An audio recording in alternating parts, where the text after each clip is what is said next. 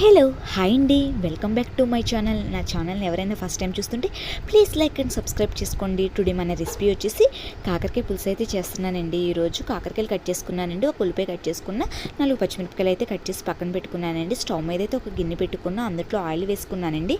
Oil వేసిన తర్వాత కొంచెం ఆవాలు జీలకర్ర అయితే వేసుకున్నాను. అవి కొంచెం ఫ్రై అయిన తర్వాత మనం ఆల్రెడీ కట్ చేసి పెట్టుకున్న ఉల్లిపాయలు పచ్చిమిరపకాయలు అయితే వేసుకోవాలండి. అవి బాగా కొంచెం గోల్డ్ కలర్లోకి అయితే వచ్చేయాలి.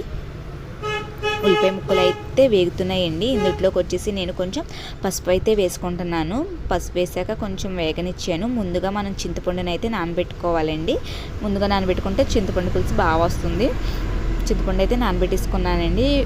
ఇదిగోండి, ఇప్పుడు ఉల్లిపాయ ముక్కలు అయితే ఫ్రై అయిపోయినాయి.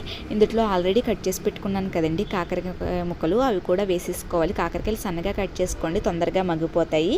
కాకరకాయల్లో చాలా ప్రయోజనాలు ఉన్నాయండి. రక్తపోటు తగ్గిస్తుంది, ఆకలిని రోగ నిరోధక శక్తిని పెంచుతుంది, జీర్ణశక్తి పెంచుతుంది, హై బీపీని తగ్గిస్తుంది, డయాబెటీస్కి ఉత్తమ ఆయుధం కాకరకాయ అండి. ఇగోండి, ఇప్పుడు కాకరకాయ ముక్కలు అయితే బాగా మగ్గిపోయినాయి. ఇందులోకి వచ్చేసి నేను సాల్ట్ వేసుకున్నానండి. సాల్ట్ వేసుకున్న తర్వాత మన స్పైసీకి తగ్గట్టు కారం కూడా వేసుకున్నానండి. కారం పచ్చివాసన పోయేంత వరకు కొంచెం అయితే వేపుకోవాలండి. వేపుకున్న తర్వాత ఇందులోకి వచ్చేసి మనం ఒక గ్లాస్ వాటర్ అయితే పోసుకోవాలండి. ఒక టీ గ్లాస్ వాటర్ అయితే పోసేసుకున్నాను. ఇందులో ముక్కలు మునిగేంత వరకు ఈ వాటర్ కూడా బాగా మరగాలండి. కలపలాడితే మనకి ముక్క ఉడికిపోయినట్టేనండి.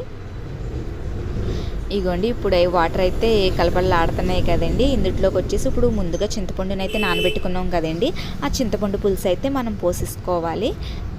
ఇప్పుడు చింతపండు పులుసు కూడా పోసేసుకున్నానండి.